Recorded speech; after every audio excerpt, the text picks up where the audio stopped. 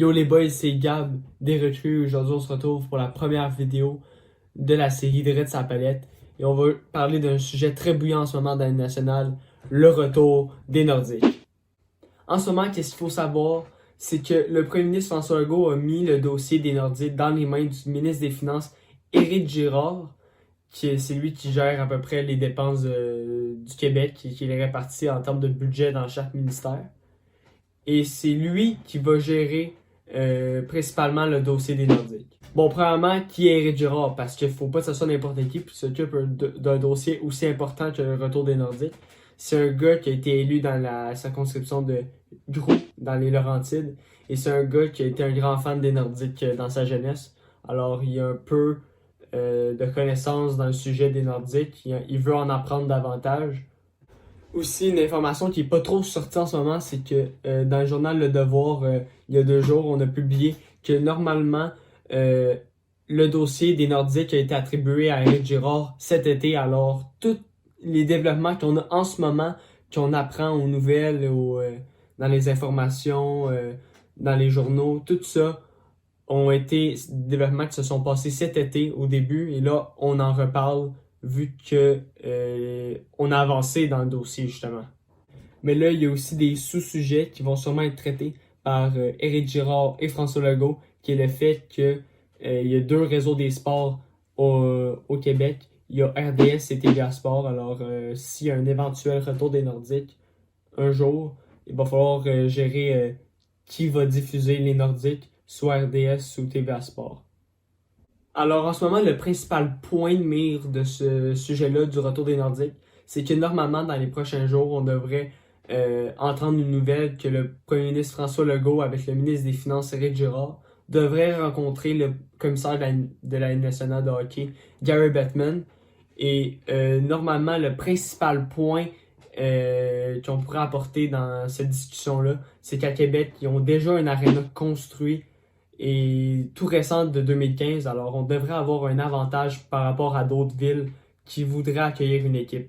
Et là, par principal compétiteur pour accueillir une nouvelle équipe dans la nationale, c'est la ville de Houston au Texas.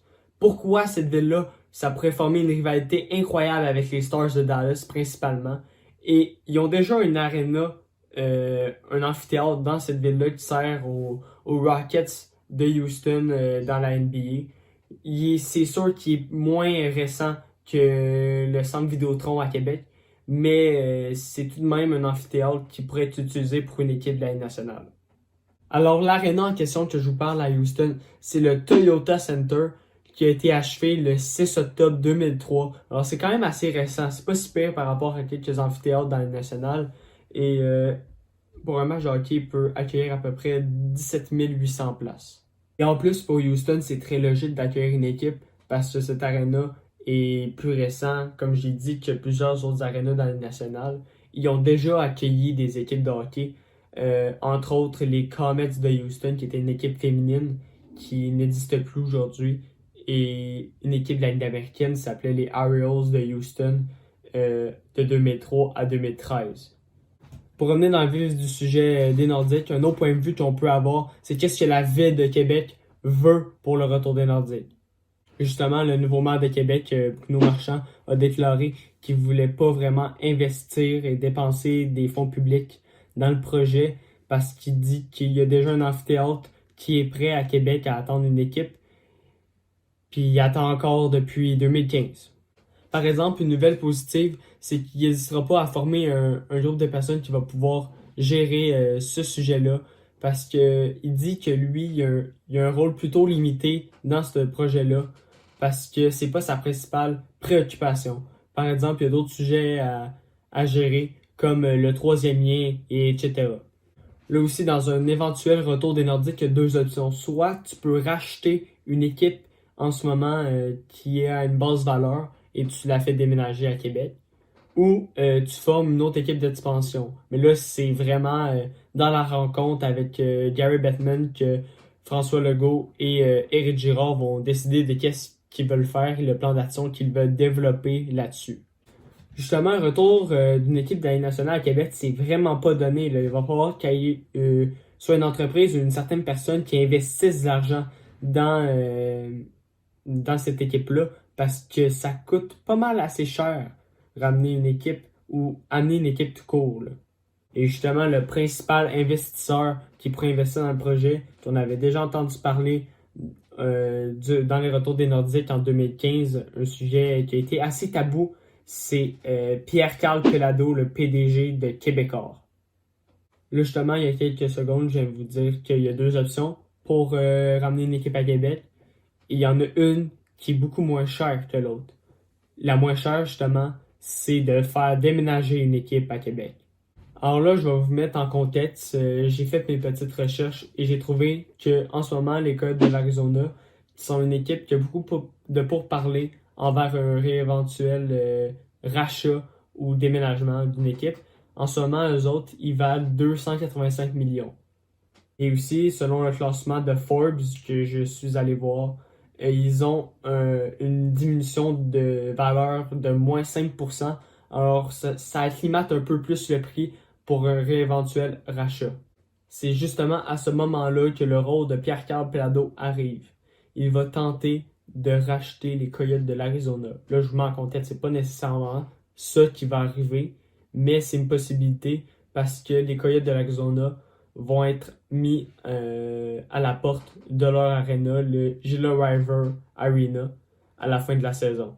Alors, je vous mets en contexte, là, si Pierre-Carl Pelado est prêt à acheter les Coyotes de l'Arizona demain matin, là, il va devoir payer environ dans les 300 à 350 millions parce que 285 millions, même si une baisse, on va toujours vouloir augmenter le prix. Alors, si on veut faire un déménagement des Coyotes de l'Arizona, ça va coûter environ 300 à 350 millions. Juste racheter l'équipe et la faire déménager, là, il va y avoir plein de nouvelles dépenses à faire. Alors, ça environ 350 millions et plus, là, la faire déménager à Québec. Aussi, là, si on compte la somme que ça a pris pour construire le centre Vidéotron à Québec, ça a coûté 370 millions construire le centre Vidéotron. Alors, si on rajoute ça à un éventuel rachat des Coyotes de l'Arizona entre les 300 et 350 millions, ça augmente assez vite le prix et on est environ dans les 670 millions à 720 millions, là. Ça augmente vite. Puis, il n'y a pas juste ça à dépenser, il y a plein d'autres dépenses à faire. Et là, l'option qui coûte un peu plus cher, c'est de rajouter une 33e équipe à une nationale, une équipe d'expansion. Ce qui va être très dur parce que 32 équipes, c'est un chiffre très rond qui fait qu'il y a 16 équipes hors série et 16 équipes en série. C'est très calculé. Et je pense que rajouter une 33e équipe serait dur et aussi très cher à payer. Donc, le meilleur exemple pour moi du fait que c'est très cher à acheter une équipe de la nationale, c'est que le Kraken de Seattle, en ce moment, vaut 860 millions et ils viennent juste de rentrer dans la ligue. Alors, ça coûterait à peu près plus que 800 millions, d'après moi, pour que Québec ait une équipe parce que Bettman n'est pas nécessairement pour avoir une 33e équipe et une à Québec en plus, ça serait un miracle de faire ça en deçà des 700 millions, 800 millions. Alors après vous avoir parlé des deux options que Québec pourrait faire pour amener une équipe, c'est sûr qu'il va falloir qu'un gros investisseur s'implique dans le projet parce que sinon c'est sûr que le projet va échouer parce que ça demande une grosse somme d'argent. C'est sûr que le gouvernement ne veut pas payer tout le projet, mais il n'hésitera pas, selon moi, à en investir une certaine partie. Alors, si on pourrait comparer le marché de Québec à une autre équipe de la Ligue nationale, même plusieurs équipes, ça serait Ottawa et Winnipeg.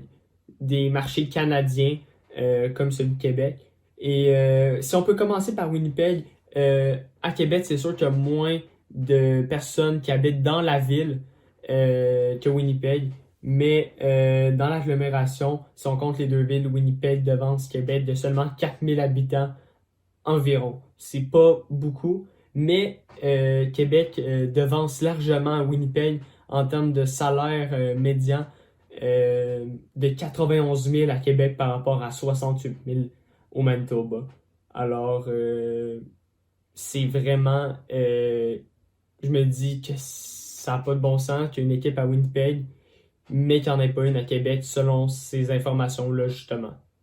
Là, maintenant, si on peut comparer avec Ottawa, c'est sûr qu'avec le nombre de personnes qui habitent dans la ville et l'agglomération, ça dépasse largement la ville de Québec. Mais les salaires à Québec est supérieur avec 91 000 par rapport à 86 000 à Ottawa. Alors, en conclusion, je me dis que si une équipe à Québec, ça pourrait ressembler à un marché comme à Winnipeg et Ottawa, mais avec une plus grosse hype, peut-être, avec une rivalité, avec les Canadiens de Montréal, bien évidemment. J'ai hâte de voir si ça va se réaliser, les Nordiques. D'après moi, ça va prendre un petit moment. Il ne faut pas s'attendre à ce que les Nordiques déménagent demain à Québec, mais ou à une équipe d'expansion demain.